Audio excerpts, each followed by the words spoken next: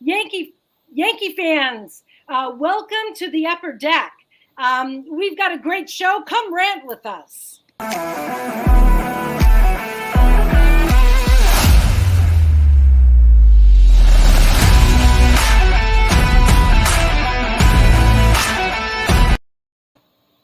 I'm Chris. I'm here with Lynn, and this is the upper deck.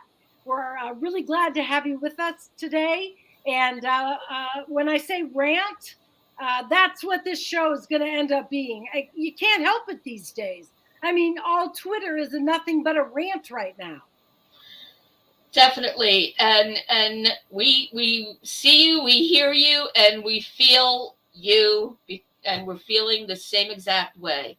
Yes. Oh, yes. This is the upper deck, but we're feeling really low. Oh, I mean, it's not been a good. Well, we can go through. We don't even have to go through any numbers. You watch the games. You've seen the same thing we've seen. Losing, not hitting, not fielding, defensive miscues. But no, the offensive drought continues, and it's so disheartening. Yeah, and just yeah, we have no reason to go to the numbers. We're going to be all in the fields today. Right.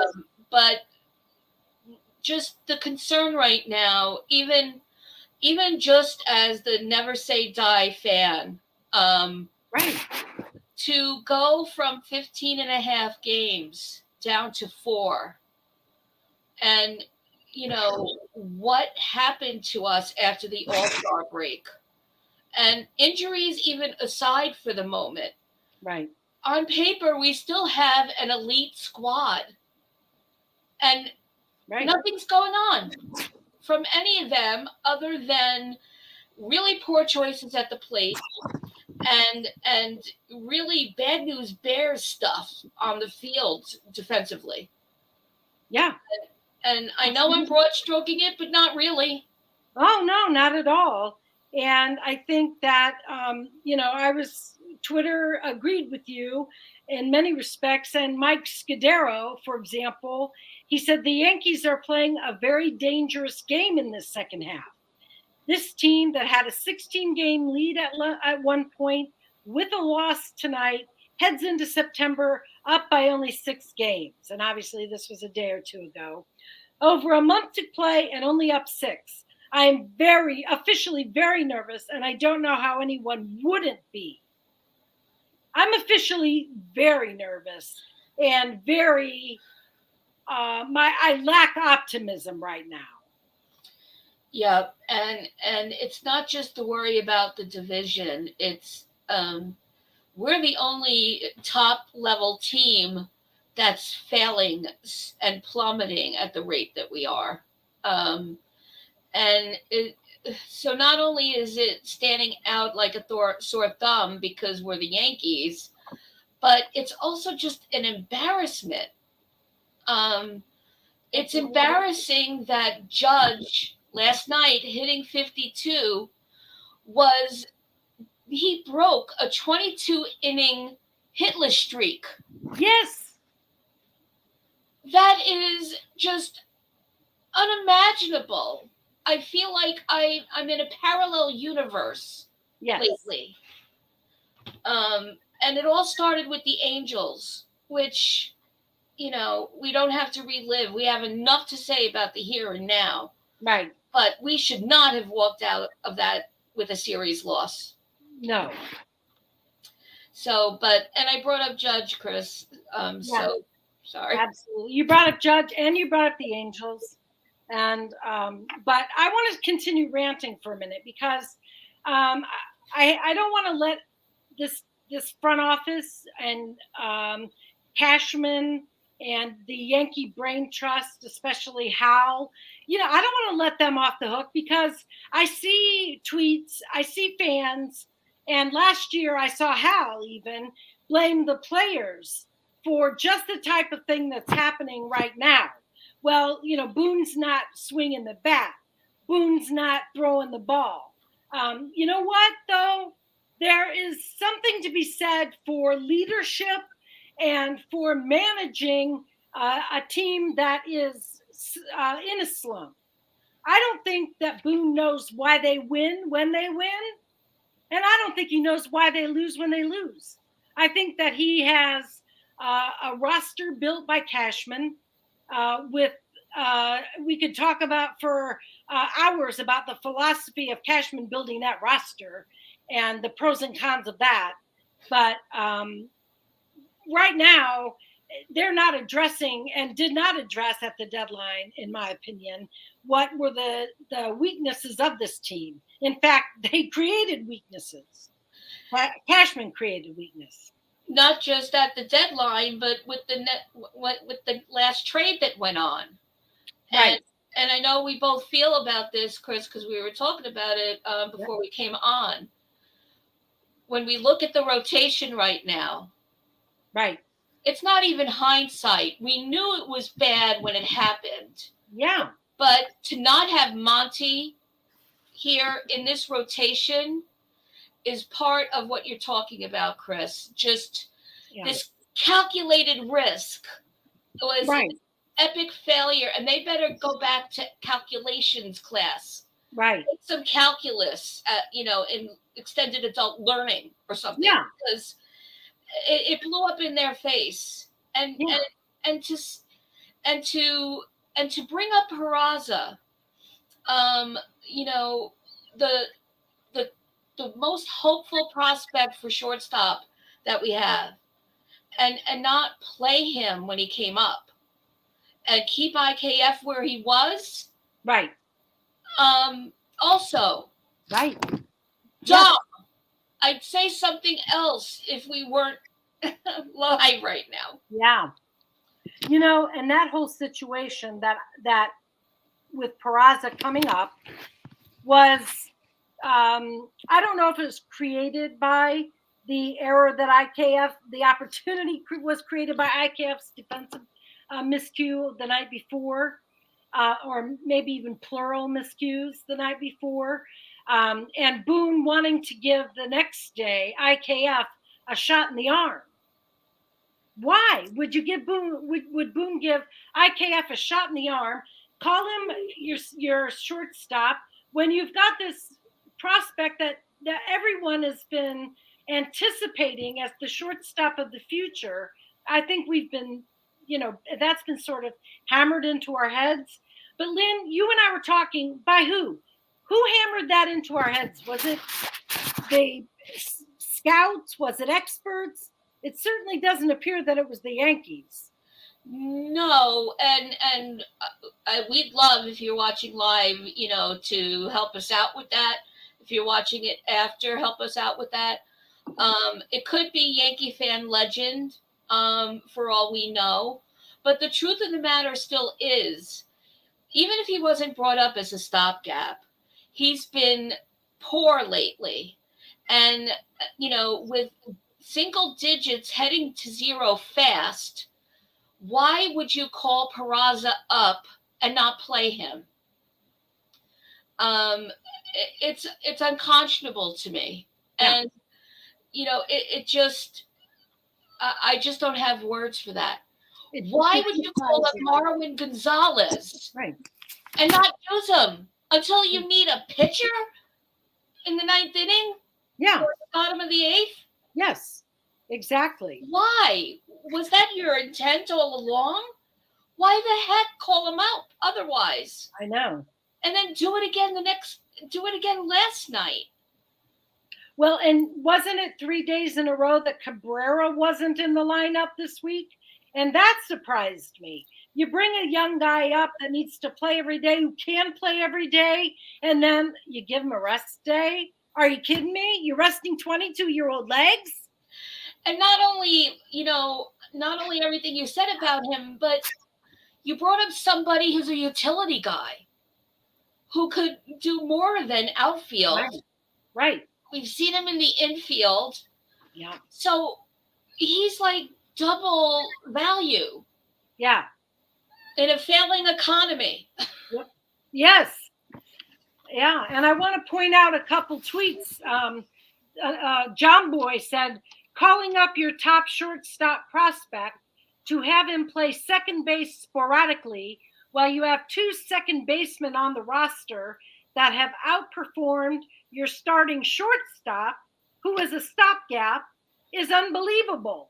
and I mean, that was the tone of Yankee fans on that subject. Yeah, it was no one could make sense of it, and then the idea that they would play Peraza at second.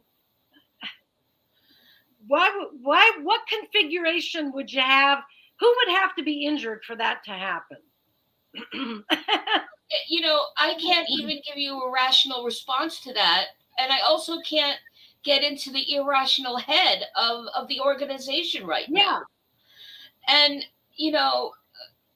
I want to call out a tweet you had actually shared with me, Chris, from Johnny's Lasagna, where he said that we lost 2 out of 4 to the A's, 2 out of 3 to the Angels. We have yet to play the third game with the Rays, and we're already 2 out of 3 lost. So we stand to be swept today. Yeah. And do you expect a lineup that's going to make us feel any better, Chris? I'm worried about these lineups. I mean, Friday night was like the worst lineup I've ever seen. Well, next to the lineup that was out last night, maybe. No, I'm not last night. I don't have that one in front of me, but it was better. But anyway, Friday night, LeMahieu in the top spot, but no Peraza, no Cabrera, Hicks in center, Kiner Falefa at shortstop. It was, Mike Scudero said, you cannot be a more unserious organization than one who has Oswaldo Cabrera and Oswald Peraza currently on the team, but instead plays Aaron Hicks and Isaiah Kiner Falefa to start what is arguably the most important series of the season to this point. Yeah. And our direct right. Our enemy. I'm looking through all the things from fans we wanted to share, Chris, and this also ties into what Earl the Pearl said that you shared. We are, if anyone really took pulled the lens out, we have been a losing franchise going back to 2017, as we know. I mean, we don't have the trophies, but every single season we got to the playoffs, whether it was the CS or the DS, and blew it. And the wild card we couldn't even get last year. Right. And here we are again. Deja vu all over again, Yogi. Yeah, it is. My impression is that Hal is happy to field a competitive team. And, by all intents and purposes, these teams are competitive. They're in the playoffs. If that's your goal, success. But I don't think that's the Yankee way. It certainly wasn't his grandfather's way. No. So way to continue that legacy, Hal. Yeah. It's a failure unless you get the trophy at the end. It's a failure. That was the Yankee way of your grandfather. Yep. And that was why we had those dynasty years. We are not a dynasty. We haven't been a dynasty since the 2000s. So since the era of Jeter. Yeah, exactly. Well, we posted this week a Tell It Like It Is tweet. How confident are you feeling about our team making it to the postseason? And people sounded off below, but CP Pizzea replied saying, I have zero confidence they make it to the World Series. I have little confidence that they make it to the ALCS.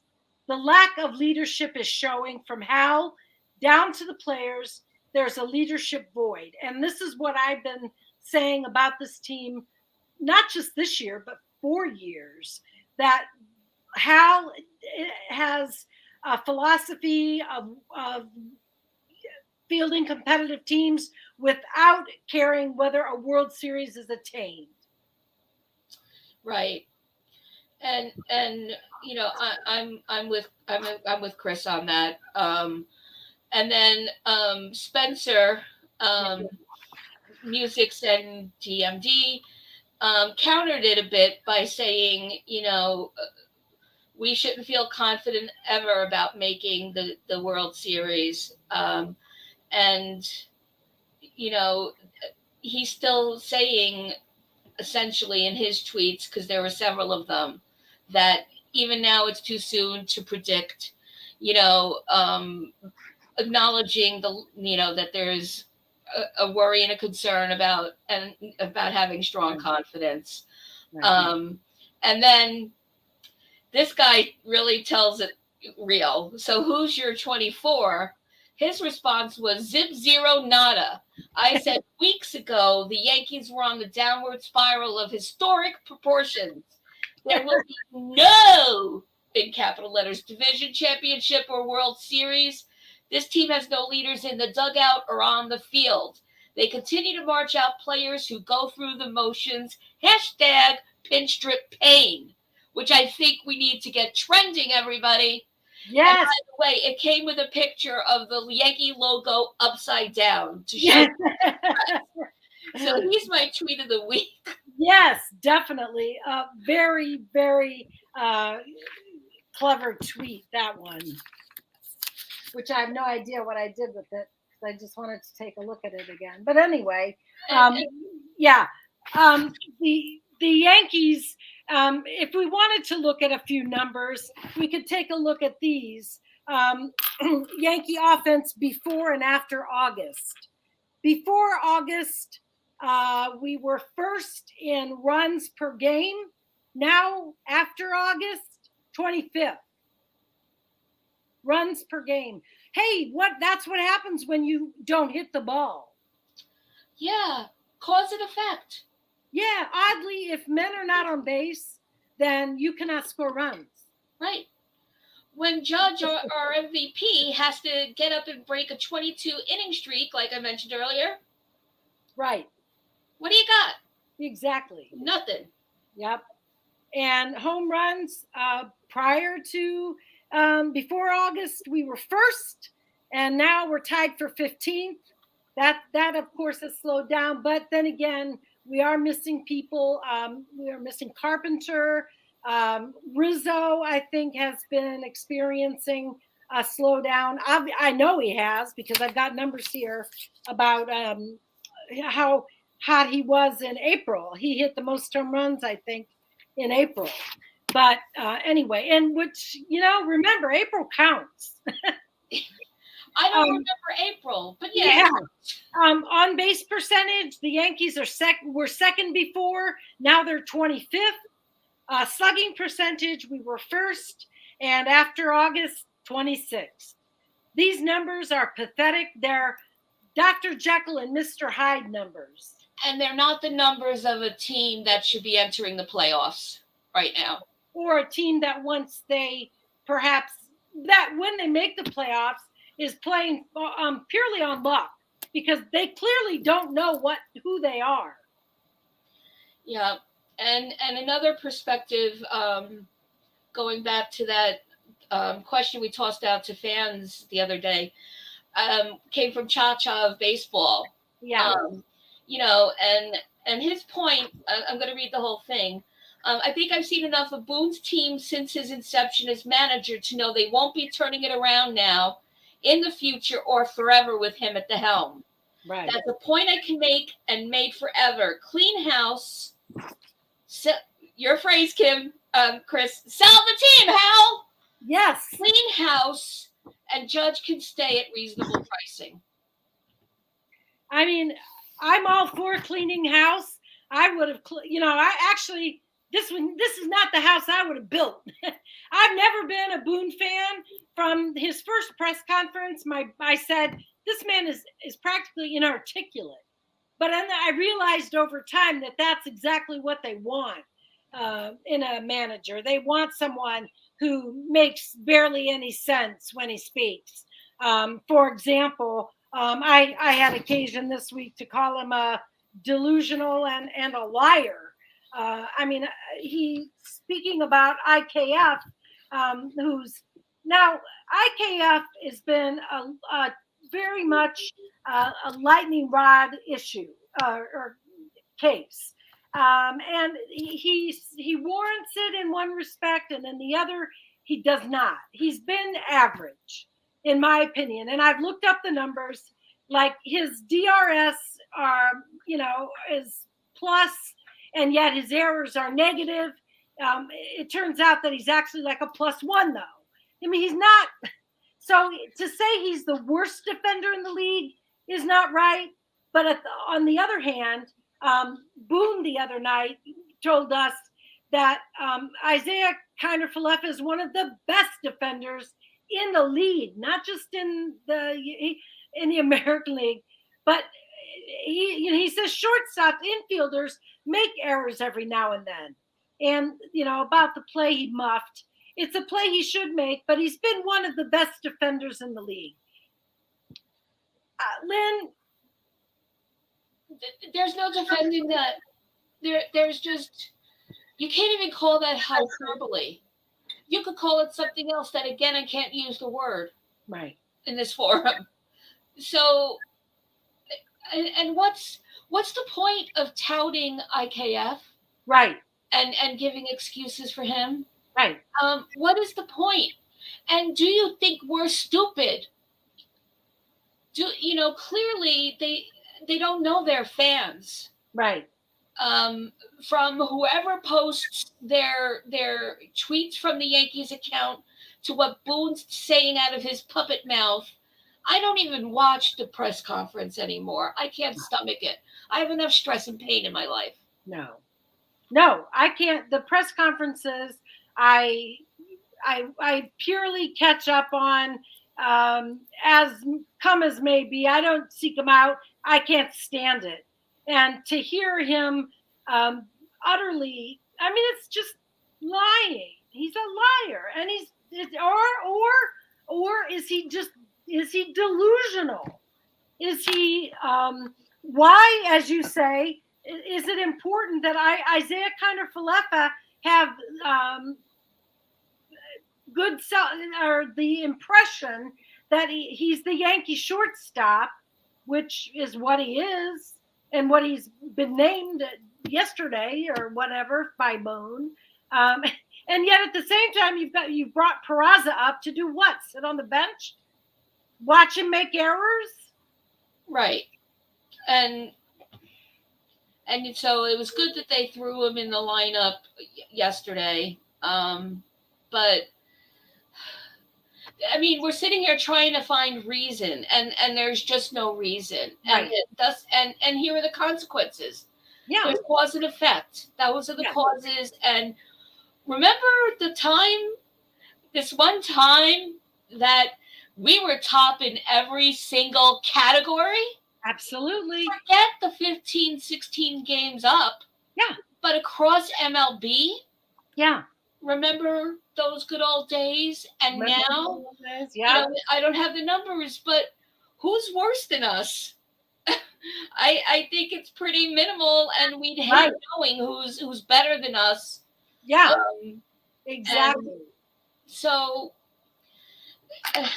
and the one spot, Chris, that I know we were planning to talk about was Judge. Yes. And we so should mention that as a positive note. Yeah. So, what's your positives? How can we cope a little bit by talking about Judge? Well, Judge hit number 52. And I want to mention something before I forget at this point, that in light of that, the historic run Judge is on, Ball 9's Sunday article this week is called The Legacy of 61. And it's an interview with Kevin Maris, Roger Maris's son, who is a baseball coach at an academy in Gainesville, Florida. And this article, if you have time to read it, is an amazing, gives us an amazing background on what number 61 means to means to the Yankee organization and what it means to baseball. So I just want to say that, again, if you have time to pick that up, it's relevant to what Judge is trying to accomplish. And Right. what do you think about the Judge Ohtani MVP talk? So before I answer that, I just want to say that Ball9's user is at Ball9 tweets, Ball9 tweets. And there, first of all, if you're not following them, what the heck is going on in your head? Second of all, that's where you can find the link to their page with all those articles, beginning with that one, which is of high interest right now. Yeah. So you were asking about Judge and Ohtani and the elephant in the room of MVP. Yeah. Look, there could be no question, and I feel like I could be objective here. There could be no question that this is Judge's moment. He was robbed of it in his rookie year. Not that should be a basis for selecting him this year. But what I'm saying is he's been an MVP throughout. And this season, even beyond being on pace for, breaking Maris's record, he's been the sole, consistent, somewhat the only leadership in the clubhouse to speak of. Although he's still, his interviews with Marakovitz, are so predictable. He's a team guy, and he's never going to say he's mad or embarrassed. Right. The way Boone did, knowing he didn't feel that way, period. Yeah. That was all theater. But anyway, I think that this is Judge's year. Yeah. I acknowledge that Ohtani is something special. But, is he special because he plays two positions? We should really be looking at the importance of what the outcomes are. And to be on pace to break a record of a Yankees legend from the 60s is remarkable. And and getting the MVP shouldn't just rely on that. I'm not saying that. But, Ohtani's had his day. I don't know if Chris has any player gotten MVP twice. I can't think of one that did that. I'm sure there has been, but nothing comes to mind off the top of my head. But I wonder if anyone's ever gotten it back-to-back years. And Ohtani, all right, I saw someone say on Twitter, why not just call it the Ohtani Award? All right, well then, why don't we just create an Ohtani Award and give it to a unicorn every year? Right. That's right. Let's give the MVP award to somebody who's the most valuable player to his team in the league. That's right. And really doing it 2 years in a row would be a bad statement about MLB in general. Right. That couldn't come up with another one. Exactly. Lynn, let me cut you off there so we have time for your trivia question. Well, that's what I was just about to. You're not even cutting me off. Okay, so here is the trivia question of the week. Which former Yankee was the only player inducted into the Hall of Fame in 1993?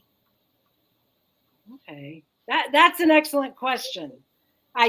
I would have to Google that, and that's not fair. Don't Google, but do like, subscribe, comment. Let us know what you think. We are here for fans. We're here to give fan reactions and to analyze fan reactions. We think that's fun, and every Sunday we appreciate those of you who joining us. That's right. And so next Sunday, please stick with us. Please stick with this team if you can. Hold on. Yeah. And we'll see you right here on the upper deck. All right. Go Yankees. Go Yankees.